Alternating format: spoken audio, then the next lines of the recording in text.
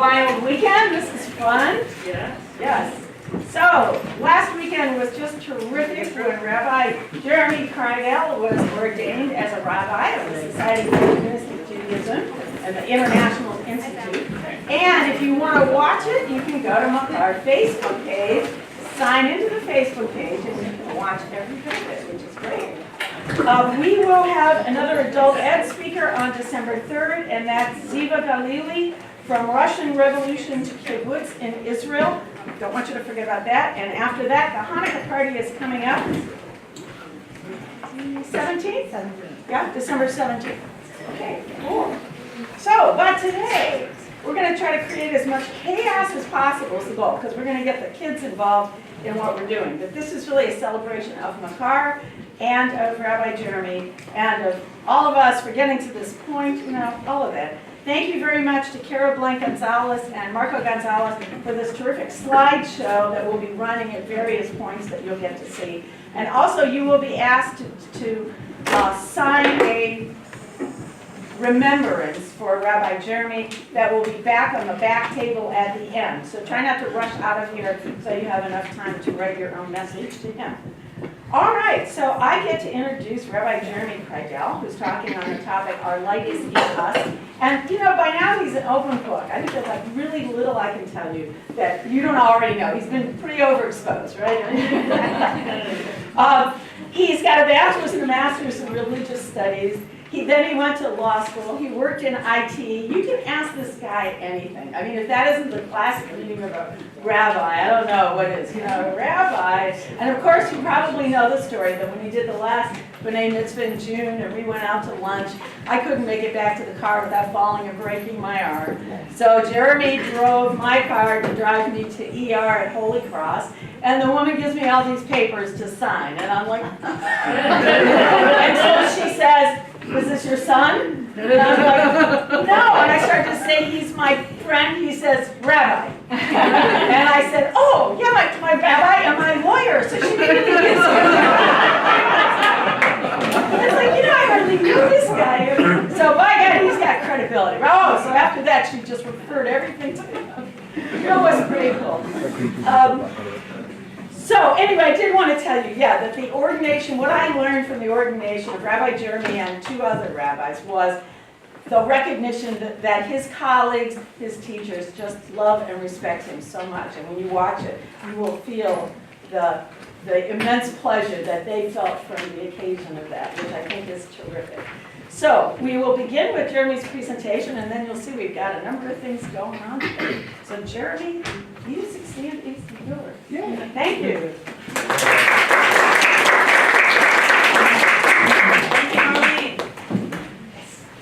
So first, Marlene, I forgot to send the bill for the legal service. It's in the mail. It's in the mail. It's on like a quarter hour kind of thing. We were in the ER for a while. 6-minute increments is how lawyers pay. Because it makes tenths, round numbers, right? So we have a full slate, and I was going to do a slideshow, but I'm not. And I can't really talk about Machar's history because I've only been here since like July, August, right? But I do want to talk about Machar for a little bit.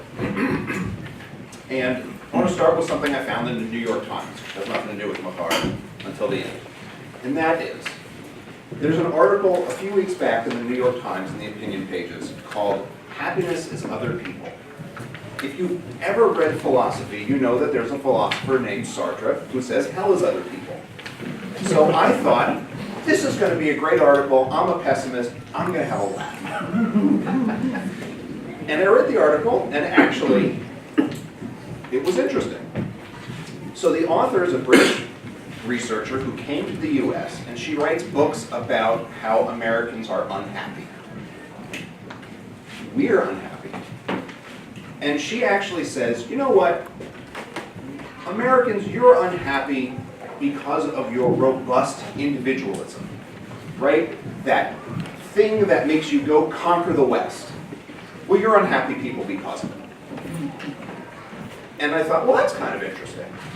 Because when you think about it, rugged individualism creates Larry David and Woody Allen.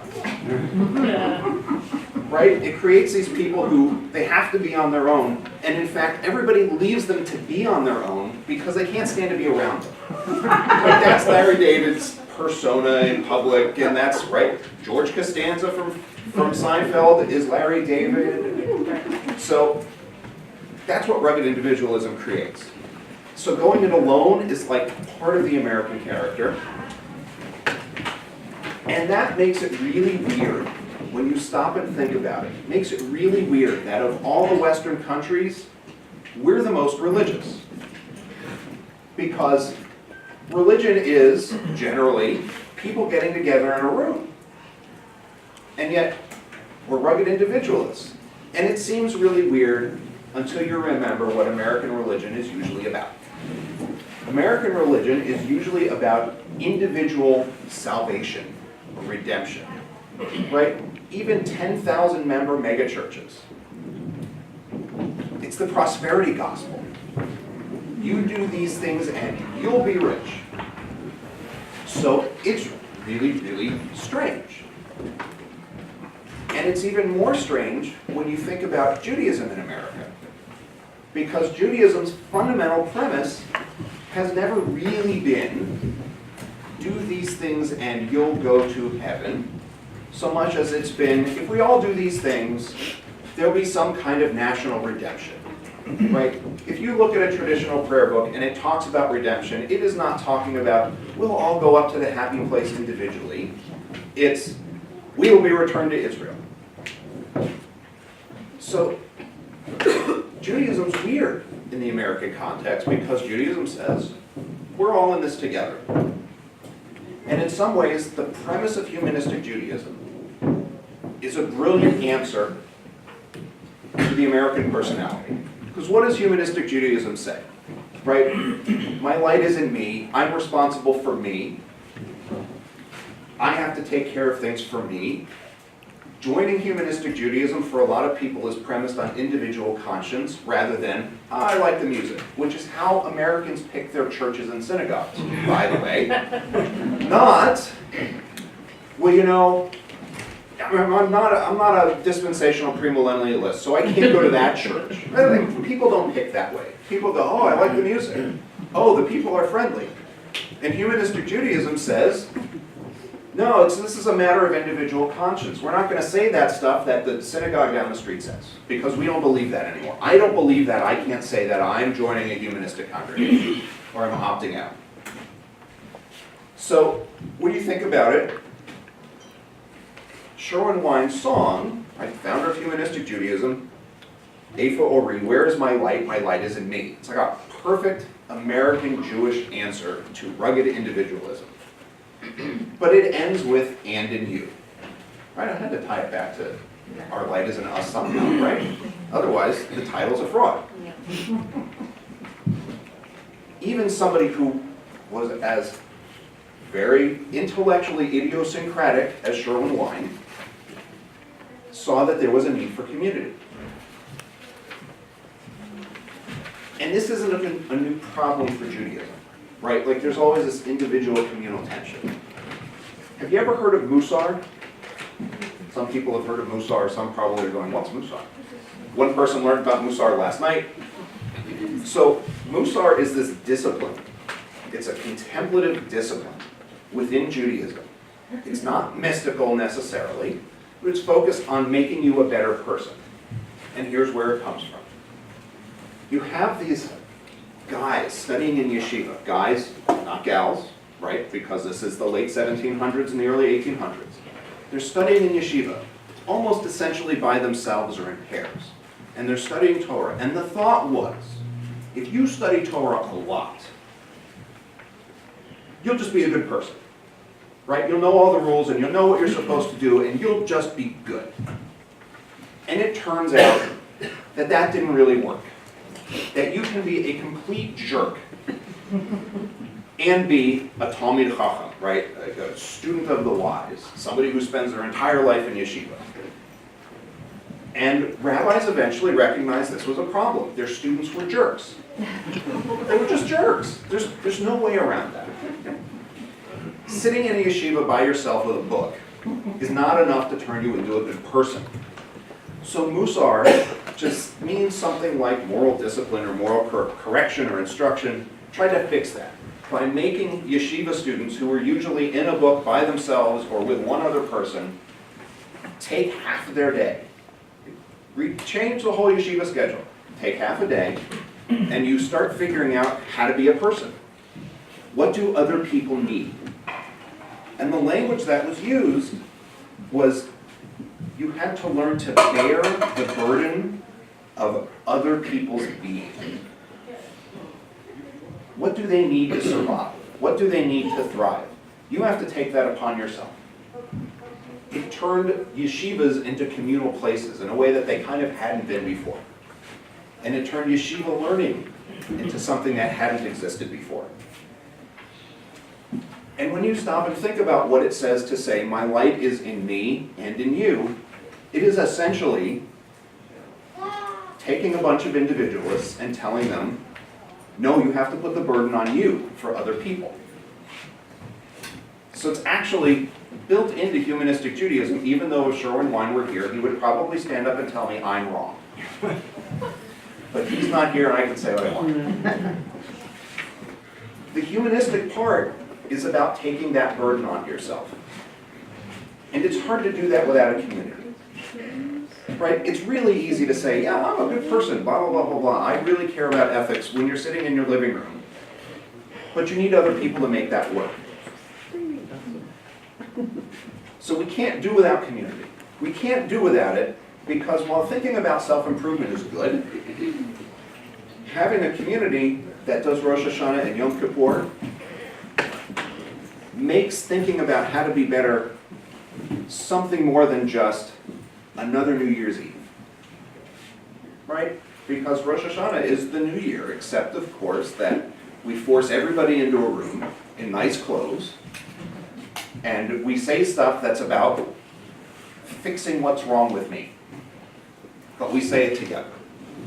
You can't do without community because it's nice to have a menorah and spin a dreidel and eat latkes. But it's even more fun when there are 50 kids in the room doing it too. When we can watch all of our kids have all this energy. Not mine. He's informed us we're not celebrating any holidays this year, but you know, yours. No Hanukkah this year. Saves him some money. You can't do without community because when your values are threatened, you have to have some place to go. Because otherwise you sit alone in your house afraid. We can share burdens when we come into community because we can see ourselves in each other's eyes. And you can't do without community because if you don't have community, you can't share your stories. And if you talk to any community organizer, the thing that they'll tell you is the way we make community organizing happen, the way we make change, starts by sharing our stories. It's that we find common hurt and we find common cause to know what it is we need to look at to try to fix. So we have to act. We can only control ourselves.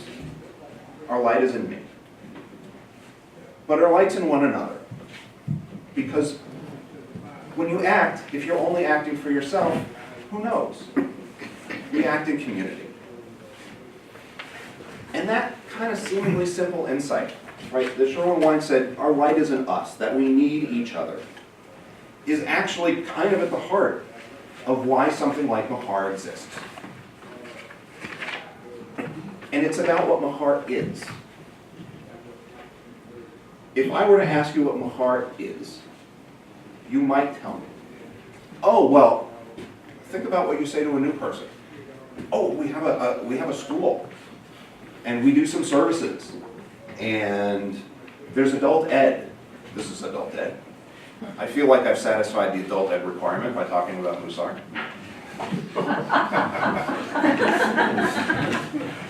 Moral instruction and correction, okay. And Machar does some social action work. And we have holiday celebrations, right? There's going to be a Hanukkah party in less than a month. But that's what Machar does, right? That's not what Machar is. So what is Machar? Machar is where, for 40 years, I'm told there's a long story behind how it's 40 and not 39, but we're going with 40. For 40 years, Machar is where humanistic Judaism, actual humanistic Judaism, has been in Washington and in Maryland and in Northern Virginia. Machar has been this area's home for humanistic Judaism, right? Committed to the vision of profoundly Jewish, profoundly modern, profoundly ethical, and profoundly honest. And it's hard to see this stuff up close. You're involved in the day-to-day. I, on the other hand, float around between classrooms here, and I see it. I know that Machar is the home for these kinds of things because I see them. I saw them in last year's B'nai Mitzvah class. Now they're JCS graduates, when they wrestled with whether Abraham was a good role model. The very first thing I saw when I came to visit Machar in February. I saw them in last year's 6th grade class, which is now the B'nai Mitzvah class, when they struggled with anti-Semitism and with the Holocaust, and what these things meant for how they should act on an everyday level. I saw this in this year's 5th grade class. On Simchat Torah, or just slightly after, I brought the Torah scroll around to as many classrooms as I could get to in time. And we had it open to the very beginning of the Torah scroll. Here's the creation story. And one of the kids says, well, I think maybe I believe in God. I said, well, okay. But this says that the world was created in 6 days. And he said, well, but the world was created in 4.62 billion years.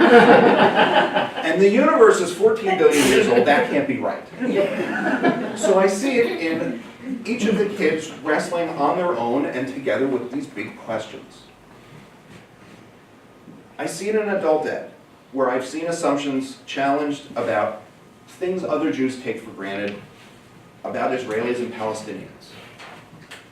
You don't really know until you're out in the broader Jewish community how some of the programs we've had just this school year don't happen in other congregations. I see it in parents of JCS students who in February, when I just showed up wearing a suit in the lobby of the now demolished lobby of the street, were like, okay, who's this guy?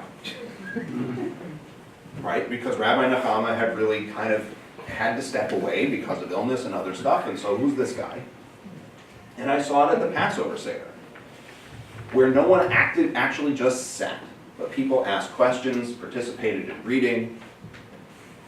And I saw it at High Holiday celebrations, where people were glad to have a service that was meaningful to them, and where plenty of people made it known that maybe I could do 1 or 2 things better next year. I have to ask you, is there anything more profoundly Jewish, more profoundly modern, more profoundly honest, and actually profoundly ethical than telling the rabbi he was wrong?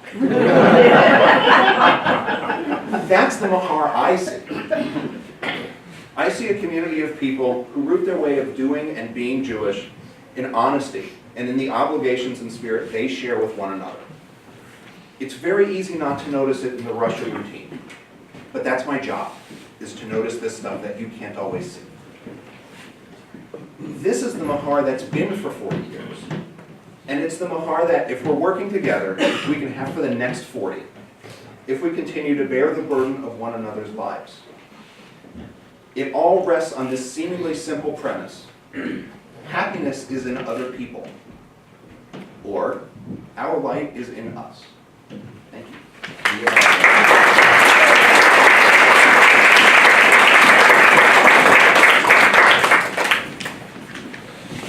We don't have a lot of time, but we did say that we have time for a few questions, which you get to do in adult ed. Questions? Who wants to tell the rabbi he's wrong?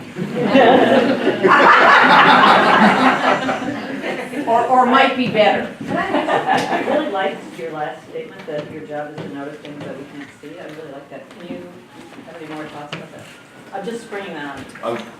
Things that I see that others don't? Yeah, or like how do you do that, or what? How do I do that? Okay, so you may have, if you were around last night, you may have noticed that I didn't sit down very much. I did notice that. I'm watching you. I mean, it sounds a little creepy when I say it. But I'm watching you. Because I can't do my job unless I see how everyone's interacting. And I get to see body language, and I get to see, oh, you know, the kids are running out. Okay, so we've gone on a little long for a kids kind of thing. Right? These are all things that is part of my job. Because I can't physically do all of the things that have to get done. But what I can do is look to see where things are a little off balance or where somebody might be hurting, and to try to figure out how to help put out a vision of Machar that then helps everyone else make it work. So I'll give you another example. In the time I've been here, we've had a rally against hate after the Charlottesville thing, right? And that happened as a collaborative effort of a number of other clergy. We went. I know you guys are concerned by ethical values. So the question is, how do I make it so that we're effective? I can't actually do that work, right? Because I can't get in there and like do everything. But as things come my way that I see match our vision and that people might be interested in, I link them in. So we're concerned about justice and we're concerned about racism, and so there's this program in Howard County that we can be involved in. I send it out to the mailing list. Somebody wants to do a refugee assistance program. I can put my voice behind that. I can't do the work, but I can put my voice behind that. And that's what I think of as my job, right? Other than the leading of services and all of that other stuff. I'm curious to know what your life was like when you realized that you couldn't go with the stuff you'd been studying for so long and had to come on over to the bright side. A lot of people have a really sudden break, right? If you watch the introduction to my ordination talk, the person who introduced me, Rabbi Miriam Jairus, is the rabbi for the Society of Humanistic Judaism. And she talks about how my essay was like a 14-page essay with footnotes and citations and whatever else. And that was my trip to humanistic Judaism. Whereas hers was, she was sitting in a Rosh Hashanah service and said, I just can't say this junk anymore, and walked out. So some people have really deep breaks that happen right away. And that didn't happen to me.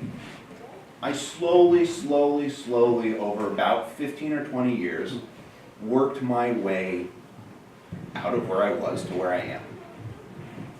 So it was a longer journey, and it's not a thing that causes me bitterness, which for some people that break is really, really difficult and really, really bitter. And that's not true for me, which means that you'll notice that I pull in a lot more things that are traditional than tends to happen with a lot of other humanistic rabbis, because I grew up traditional, and I'm okay with it.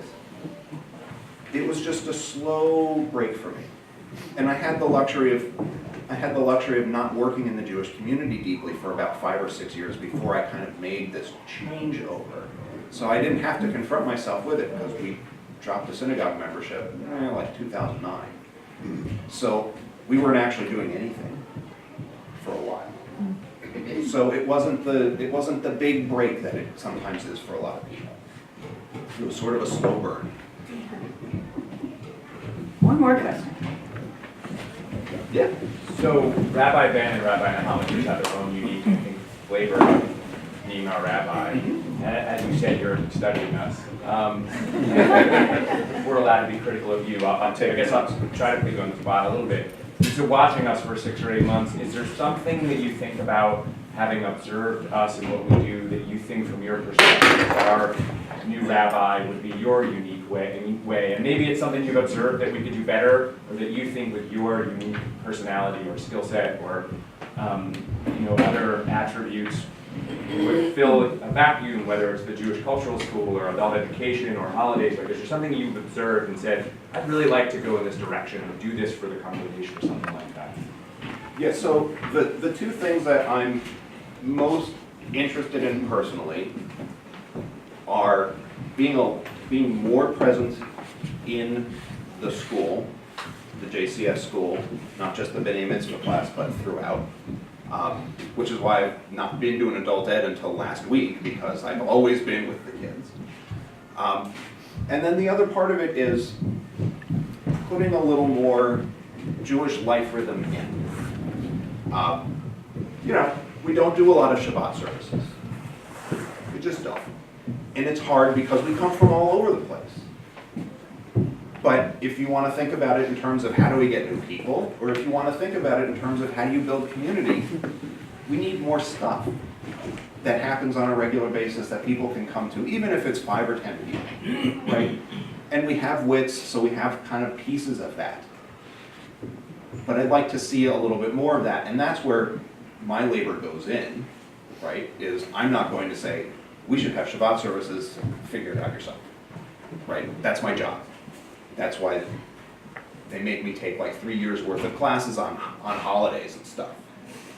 That's the stuff that I'm supposed to be actually doing physically myself, is helping to make that work. So I'm hopeful that over the next year, 1, the kids will know me a lot more, and 2, you'll know each other a lot more, because we'll be doing some more things together, and we'll figure out how to do it in a way that doesn't mean everybody drives to Maryland, or everybody drives to Virginia, or everybody has to take the metro to something in DC. That you'll know each other locally a little bit more, and we'll all know each other a little bit more in a bigger space. That's, I think, the thing that will help us bind together a little bit more as a community. Thank you.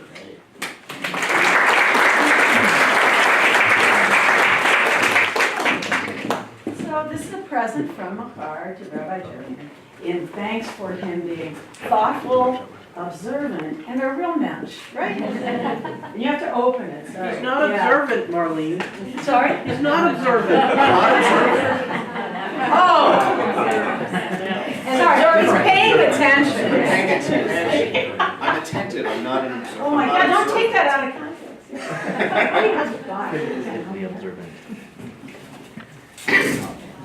This is actually made in Maryland. Wow.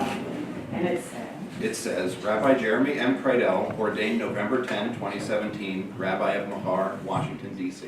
And it is Salisbury pure. So we have a few people, oh, before we do that, there's no way we would have made it to 40 years without so many volunteers. I want everybody in this group who has ever been on the board, in charge of a committee, a volunteer from Machar, to stand up. Get a fire on Come on! Marco's in charge of ukulele, how did you forget? Thank you all, and this is how we work, right? Great. I want you to hear a few reflections about Machar over the years, and you are first going to hear from our longtime member, lovely person, and incredible role model for health, Nancy Harris.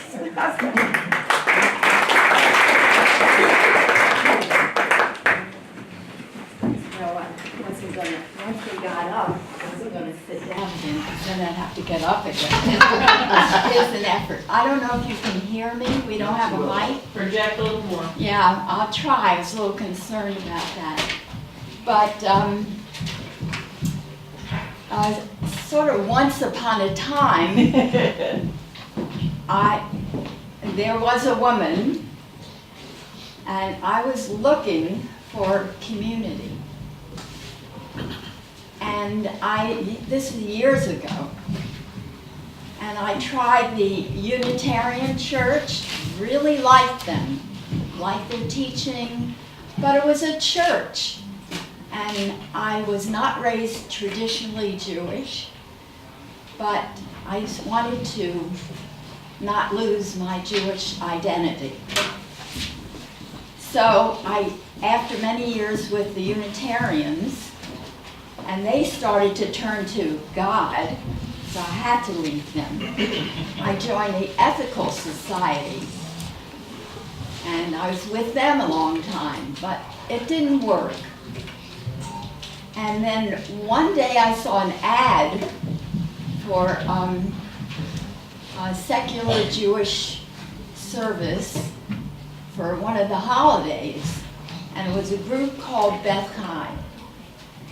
So I joined that, and I felt I had a home. But there was disagreement among some of the members.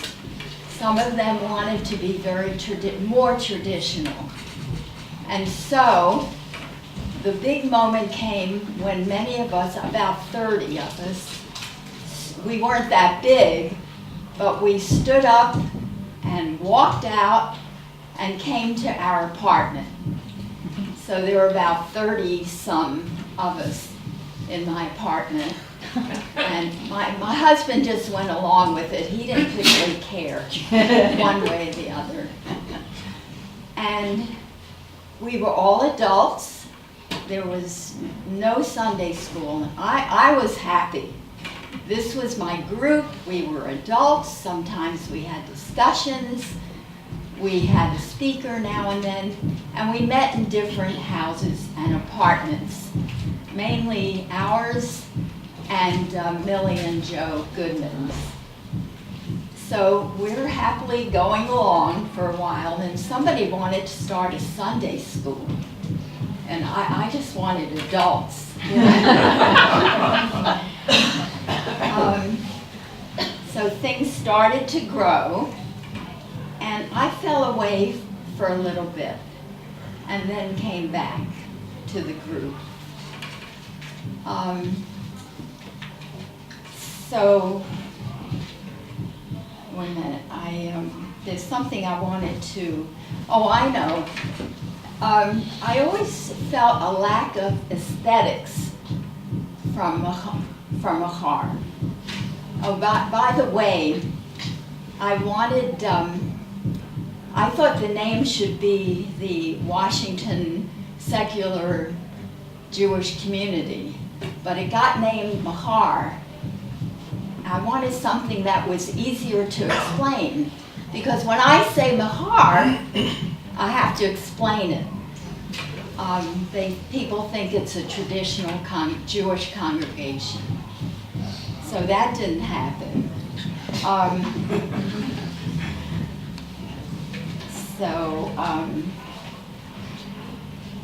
I really longed for the aesthetics.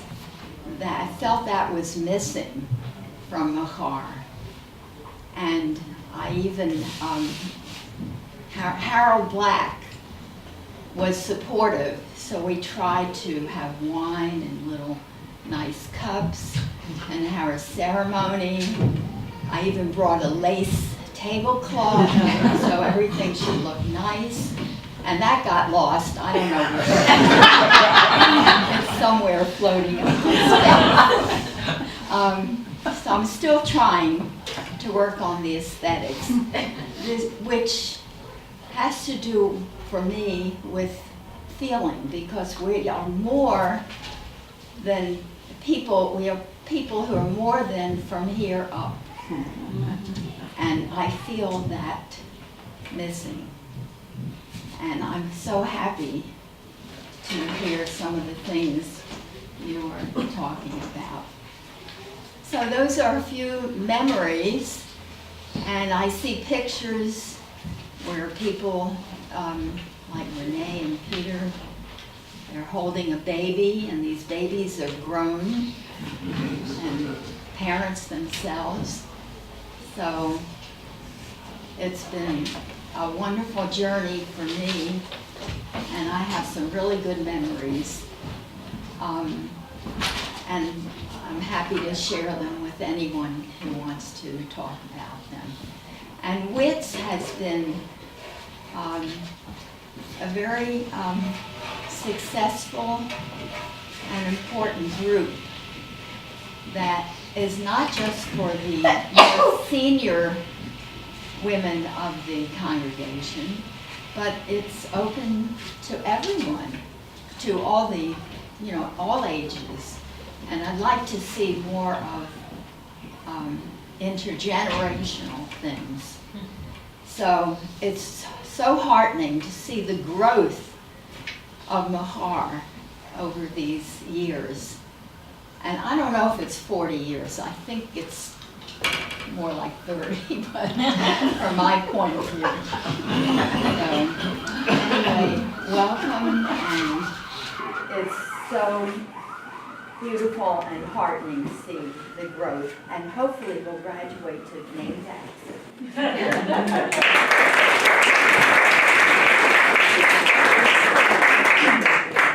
I would next like to call up Renee Weissner, who I think has, you could tell me, I think you've played every role in Machar at some time or other, and it's, for many years was really helpful as a teacher and special ed kind of consultant for our volunteer teachers. The only job, well, I haven't done any residential, vice presidential things, Peter has been president, so Peter's better been have. president, so together you've done it. Right. Wow, Yeah. great. Renee, thank you. Thank you, Marlene, thank you. So the first thing I want to do is give you evidence of what Nancy was talking about. This picture was taken when Amy was about 4, she was about 5 or 6, and Nancy was a newborn, and that's taken at Sybil's apartment house for our baby naming ceremony. Mary Perica conducted the ceremony. Henrietta Wexler was going to do it, but she had to do something else. So what year was that? 1985. She was born in 1985, Nancy, so it's probably 1985, 86, something like that. Yeah. It was a wonderful ceremony, and I remember. And your mother's in the picture. It's not my mother, it's my mother-in-law. Mother-in-law. Mother-in-law. Okay, Sybil, Peter's mother. Okay, so this talk, welcome everybody, congratulations, Rabbi Jeremy. This is super. This talk consists of questions and answers as if I were being interviewed for a news article. This is my 4 questions, my 4 cautions, as my father would say. Okay, so question 1. What were Machar beginnings like? If you will, a living room with a few people discussing the news of the day. Imagine a Sunday school with 3 to 4 students are sitting around a kitchen table discussing Bible stories. That was basically how Machar started, leading to its present form today. We relied on some traditional texts which we adapted for our use. Sometimes we used God as a character in a story, something that other, more traditional Jewish congregations believed but were not suitable for our purposes. And this was before we had the use of both Mike Provels and Grace Aviles, fine books on Bible stories. Question 2. What changes have you seen over the years? I have seen many changes in our group over the years. As years passed, our group grew and grew and grew. The Sunday school expanded under the expert leadership of Leon Levinson and Marlene Cohen. Our holiday services, homegrown with strong involvement from our community, have become very important as a way of creating our own traditions. Our adult education series with speakers from within and without our community have become well known throughout the Jewish community.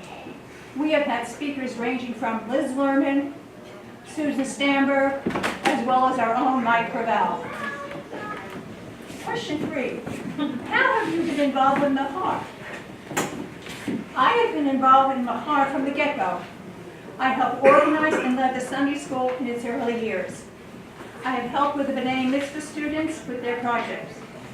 When I joined the Machar board a few years ago, I became the leader of WITS, our women's group, filling in for Deb Godden, who had just moved to Charlottesville. No easy task, as you can imagine. I still lead the Mishpacha committee. This committee composed of 2 other members and myself, Norm Hall and Marlene Platt. This committee responds to personal situations such as the illness of a member or a loved one, or a special occasion such as a special anniversary and the like.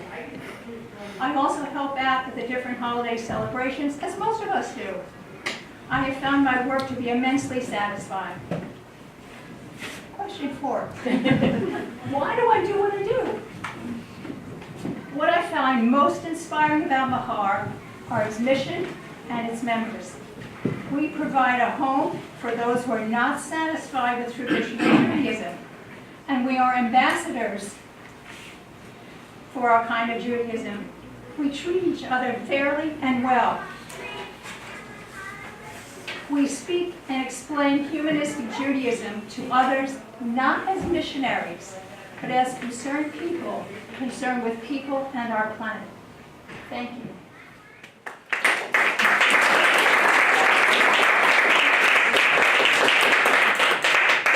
Any questions? Yes, Megan. Why are you still a Machar member, Renee? Because I love it. Sum it all up. Anything else? Yes. You know, that's an interest. I was gonna ask you that too, but you Yeah. said Well- that too fast. That's an interesting question. Why are you still a Machar member? I went to a Friday night at someone's house, and this parent had her child in the Sunday school, and then she said they would be leaving as soon as he finished his schooling with Machar. And that horrified me because I was here for my beliefs and my principles. And she was there for, Sunday school. And she could care less. And that was another reason I wondered about Sunday school and liked the adults that were true members. But I see things are different now. Maybe she changed her mind by the time they were done. I don't know. By the time Nancy was done with her.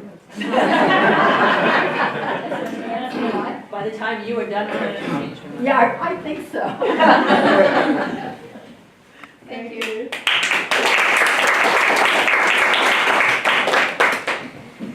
Next, I'm going to invite up a couple of speakers who don't have quite as long a memory of Machar, but they did grow up in our Sunday school. They're now very active in our teen group and the Q Jews, which is the cute name that the teens at the Society for Humanistic Judaism level came up with for the teens. And they do a conclave every spring in different towns. You may notice that their logo has that human menorah, but it's dancing, it's moving. And so I'd like to introduce again to you Araya Campbell-Rosen and Margot Black.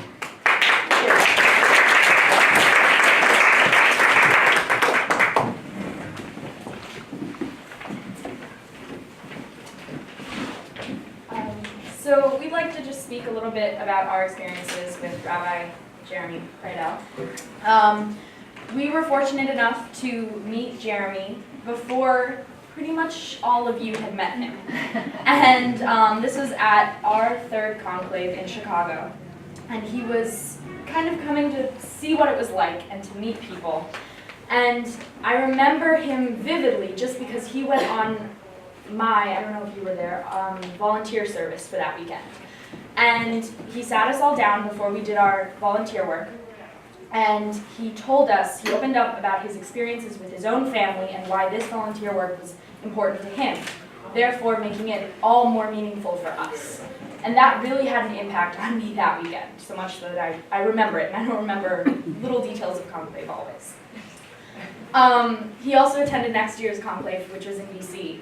And he was able to open up discussions about activism, which was our theme for that weekend, and which isn't always an easy thing to do for teenagers. But he got giant groups of teenagers talking to each other and discussing new things, and it was really great. Thank you. Yeah. So kind of just echoing what Araya said, we've been here since First grade. Second grade. So we've been through a few rabbis.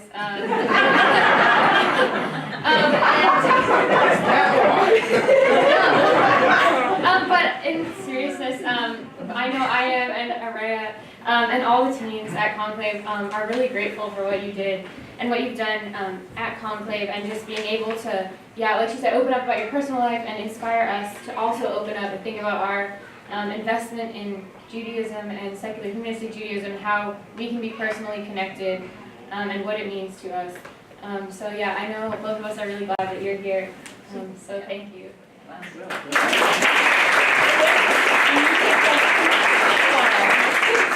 They are willing to take questions. This is your chance, parents of younger kids. My name is Corey, and I and my kids are new here, and I wonder how it is, besides parental requirements, that you managed to stick it out the whole period. What can I do to keep my kids engaged and interested? So after my B'nai Mitzvah, I was pushed into a teen group, which was led by a young adult. And I didn't really enjoy it. It wasn't my thing. We were doing menial tasks around Machar. It didn't suit what we wanted to do in this community. So recently we decided to create our own teen group at Machar, which would pull those B'nai Mitzvah kids once they've graduated, so as to say, and keep them involved in the ways they want to be involved. And from what we've heard, that's volunteer things, and maybe not coming to every adult ed, and things like that. So that's how we've stayed active. Conclave. Oh. Yeah, also conclave, which we kind of talked about. Yeah, so, yeah, go ahead. Yeah, we talked about this where we met Rabbi Jeremy. Is once a year there's a national, I guess Canada too, but teens, humanistic Jewish teens from all over the country in Canada come together once a year in different congregations along the East Coast to talk about what humanistic Judaism means to us and kind of meet other teens that also share our beliefs but discuss those hard topics with them. And that's kind of helped us stay involved too. Yeah. I've heard you have fun sometimes at Conclave. Yeah, Conclave is what I look forward to each year. Some of my closest friends are made there, and it's really kept me involved. Sorry, go ahead. Yeah, so you talked about what you managed to do to make it work for you. Yeah. To stay on. But some people just decide to leave, which was an option as well. So there was something that made you want to make it your own and enjoyable for you and meaningful. So I'm just wondering if you have, either of you have a response to what was motivating you. Yeah, so I go to school with a lot of Reformed and conservative Jews. And whenever I'm asked, oh, what are you? What religion are you? I've always wanted to have an answer because I've always had this identity of Jewishness. And I think just the fact that I get to start a discussion with a Reformed Jew or a conservative Jew about what kind of Jewish I am and how I'm no less Jewish than they are has been something that's really special to me. And that's been keeping me coming back. So reinforcing this identity has been extremely important. Yeah, I kind of agree with that actually. So thinking about like what secular humanistic Judaism means to me versus others of my friends who are also Jewish and like the differences, but trying to explain to them that I'm still Jewish just like they are. And I've really been able to find like my place in Judaism through coming here. So I felt a connection to this congregation and to everyone here. So I think that's what led us to wanting to make a teen group and make something that we really felt connected to more than what the teen group was. I have two questions. The upcoming conclave I know is in Philadelphia. The question would be, do you have any insight as to the theme or what's planned? And the second question would be, conclave I know is like a very intense 3 days. Does it ever spill over into your, like when you go back to school, back to your daily life, does that energy ever carry over into what you're doing in school or your friendships? Yeah, so for the first question, I actually attended the SHJ board meeting recently, and that's where the teams, I'm a team representative, we planned Conclave. Oh. So Conclave was just planned. Our theme this year is legacy, since we're in Philadelphia, so tying in American legacy and Jewish legacy as well. So the weekend is going to be full of discussions about how people can have both negative and positive legacies on the world, and our own legacies that we'd like to leave. Okay.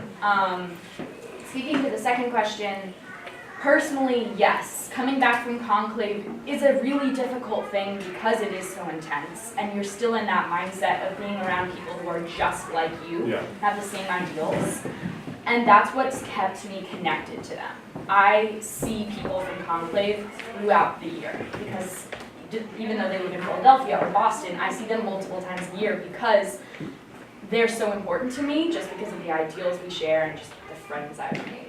But also I think Conclave is just like a really special place. It is so intense and it's only like 2 days, but we do ask like those questions that really make you think about things. And I think I do take that with me afterwards, and I think about the discussions that we've had, because you don't always leave Conclave with all the answers that you wanted from the questions that you came with. So keeping thinking about those is something. Hi, you know, the Jewish world at large gets pretty nutty about the thought that if you make a claim on secularism, that the second generation, why bother? I mean, we ask ourselves that all the time, why bother, right?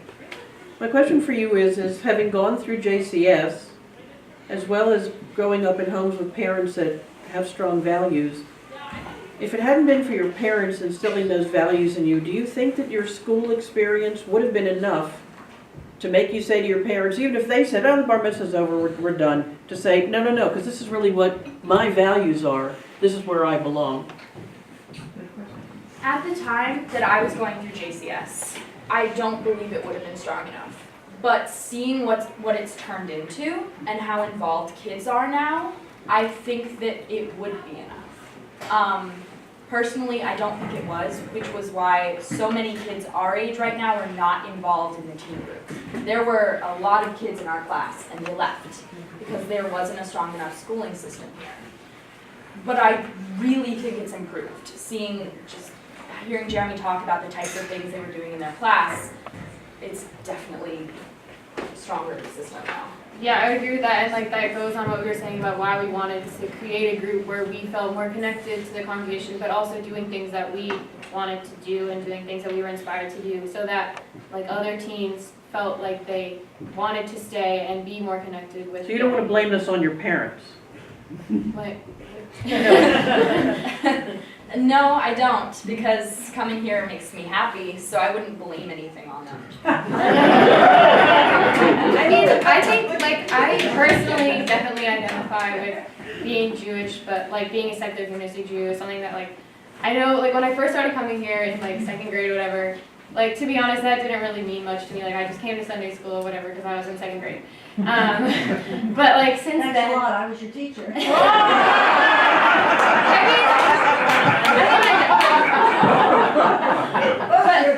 Yeah, no, but I'm saying, like, through the years and through, like, all the teachers that we had, like, I definitely learned a lot, and I know that I know also it's improved since then, so, I think, yeah, I'm like, looking forward to having more, kids stay more connected.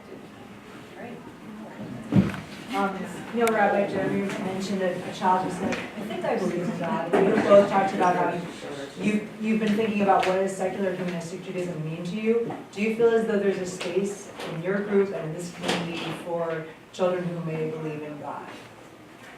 I definitely do. I think we're all about discussions. Personally, that's what keeps me connected. And I think that having someone who would inspire those discussions would be good for us. It gets us out of our bubble of people who are just like us. And I think that's something that needs to happen here sometimes. So I don't see why there wouldn't be a space for that person in our group. I really more just have a comment about the school and my experience with some of the questions that people ask. Will you talk a little louder? Yeah. I know you can.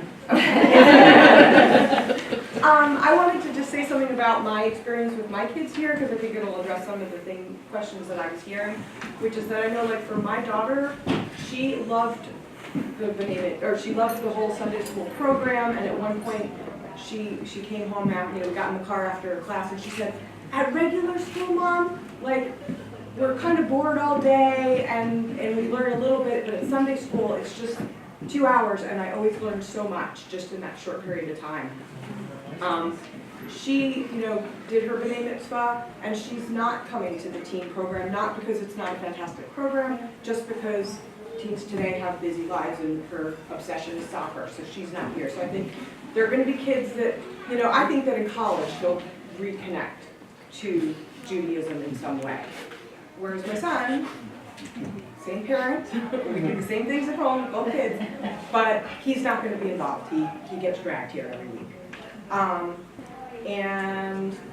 To the woman that was saying how she was kind of upset about this woman not wanting to continue at Machar after her kids leave. Her kids got this beautiful connection to Judaism that they then have the opportunity to reconnect with later on in their lives. So whether a family stays after their children finish their B'nai Mitzvah, I think we do a beautiful service in having this wonderful Sunday school program. Thank you. Thank you.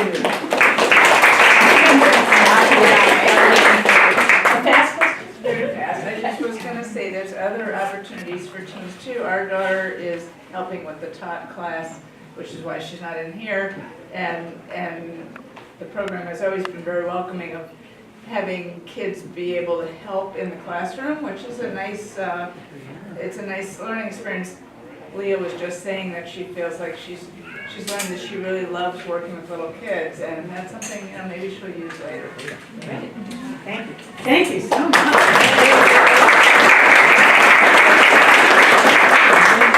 And I have to say in part that I see your involvement in the secular humanistic Judaism movement and in the Hugh Jews as bringing out your confidence and self-assuredness. So I really enjoyed watching both of you speak. Very nice. Yeah.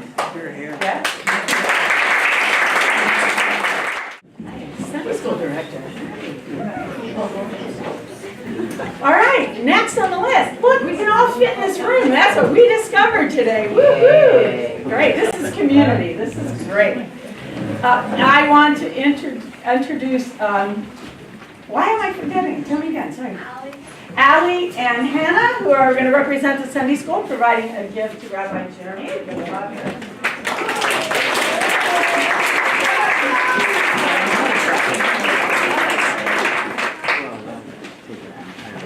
This is our little Machar Torah with notes from every student congratulating you. Thank you. Wow.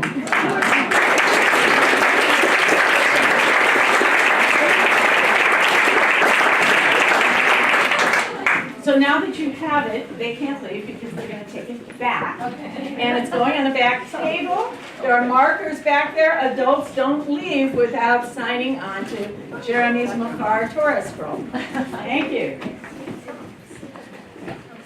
All right, also I'd like you to know, where's my buddy Piper? Piper, can I borrow that for a minute? Okay, I promise I'll give it back. That the kids each got a souvenir of today, and it's a bookmark based on a poster that I saw on the wall last weekend at the Birmingham Temple and it's Sunday school. I always snoop around their Sunday school and see what they're doing there at a place where they get to hang their stuff on the wall. And it was this poster that says, how to build community. And it has this whole list of ways to do that, like turn off your TV, leave your house, know your neighbors, look up when you are walking. I would say take the earbuds out. Greet people, sit on your stoop, plant flowers, use your library, play together, buy from local merchants, share what you have, help a lost dog, take children to the park, garden together, support neighborhood schools, fix it, even if you didn't break it. Have potlucks, honor elders, pick up litter, read stories aloud, dance in the street, talk to the mail carrier, listen to the birds, put up a swing, help carry something heavy, barter for your goods, start a tradition, ask a question, hire young people for odd jobs, organize a block party, bake extra and share, ask for help when you need it, open your shades, sing together, share your skills, take back the night, turn up the music, turn down the music, listen before you react in anger, mediate a conflict, seek to understand, learn from new and uncomfortable angles, Know that no one is silent, though many are not heard. Work to change this. And this was made by the Syracuse cultural workers. So I went home and looked up Syracuse cultural workers, and sure enough, that poster was on a bookmark. So if that doesn't sound like community, I don't know what does. So we hope to foster these. Where can they Thanks. Syracuse cultural workers. Yeah, great. Are there extra bookmarks? There's a few adults that would like to have them. That's a fundraiser. That's a fundraiser. Too late. All right, we would like to now do a very brief installation ceremony. Those are the next pages in your booklet. Are there any more? Oh, thank you, there are more. Worthy adults, you are welcome to a bookmark. Who needs a service? Darlene has some more in her hand, so we are going to read a very brief installation service, starting on the next page of your materials. I've already read it. Yeah. Machar President, Joy Markowitz. Yay! I don't know. 1945. Not 1945. 1 year, Joy and I just jumped up and ran it all, didn't we? Yeah, we did. The Sunday school, yes, we did. We, the members of Machar, I'm on page 2. The Washington Congregation for Secular Humanistic Judaism come together today to install you, officially and publicly, as the third rabbi of our congregation. We understand that ours is a shared responsibility. Just as we called you to serve us, we promise to serve you in times of joy and concern. We believe that ours is a mutual responsibility that extends beyond ourselves to the larger community through education, service, advocacy, and ritual. We agree to affirm and promote the teaching and values of humanistic Judaism and to make them real in our congregation and in our community. We strive to model just and caring relationships, to be fair and compassionate to you and to one another. We strive toward acceptance of one another, so too do we strive for self-acceptance. As we strive to work together, we hope you will tolerate our errors in judgment as we will do for you. We are committed to ensuring that pettiness and lack of reason do not threaten our community. We agree to engage honestly, openly, and respectfully with you and with each other. We will listen as well as speak out. We will value our differences as well as our similarities. Ours is and shall be a community that celebrates diversity and pluralism. We will remember that sometimes your work will be invisible to us.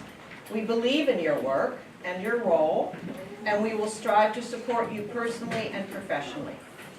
We hope that our community might bring you the challenges, the satisfaction, and the happiness that you seek in your rabbinate, so that we will all enjoy your success. I accept your call and your promises with humility and great joy.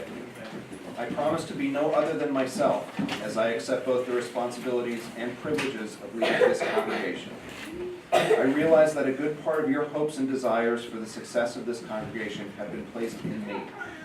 Although I will not always be able to meet your expectations, my success and our success are tied together. I promise to ask you to share with me the ongoing work of our congregation and the Society of Humanistic Judaism. I will pay attention to your joys and your concerns. I will ask you your priorities. I will challenge you to realize our mutual goals. I will ask for help in my efforts and will value your feedback. I will speak out in love and listen with compassion. I will serve faithfully and with a steadfast spirit. With trust in you and respect for your abiding commitment to humanistic Judaism, I promise to walk with you on the path of Haskalah, Havchana, and Gmilut Chasadim, enlightenment, discernment, and deeds of loving kindness. Let us walk together as companions and agents of Emet V'Tzedek, truth and righteousness. All right, so please get near a script so that we can all read together. with conviction. Ready? We pledge our support for Machar as a community and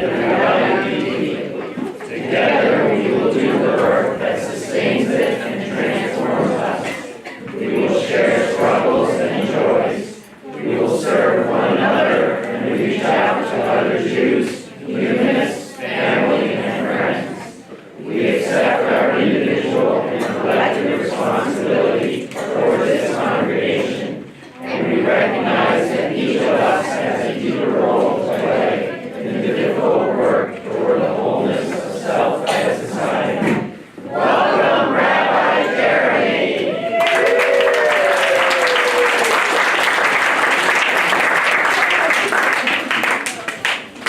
And now, Ehud, where would you like to be?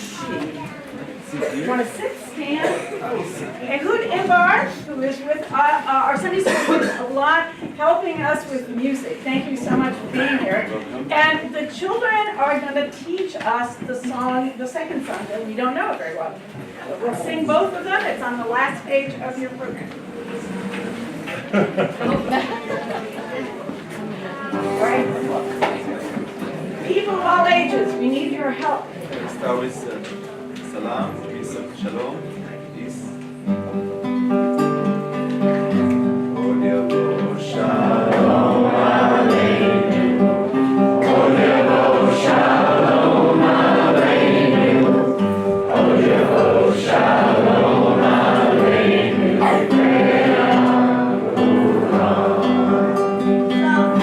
Od Yavo Shalom Aleinu.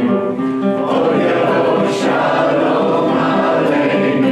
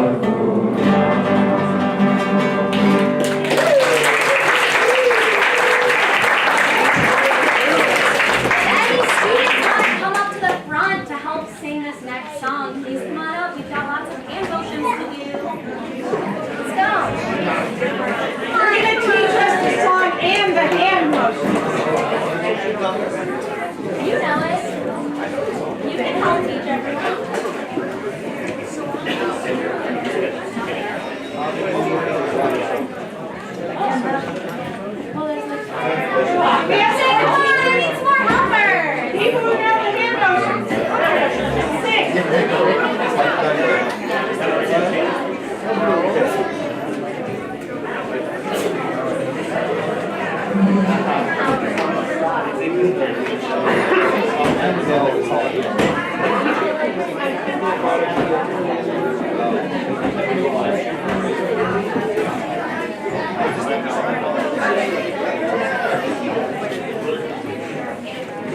right there behind you.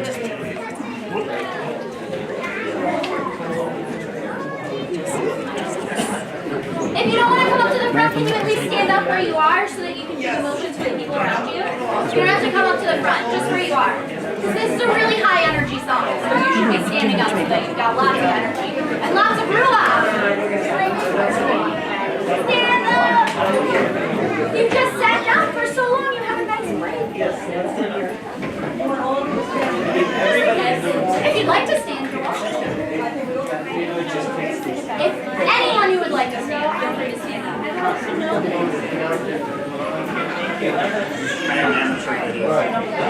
Amateur video. I'm not going to get in the way. 1, 2, 3,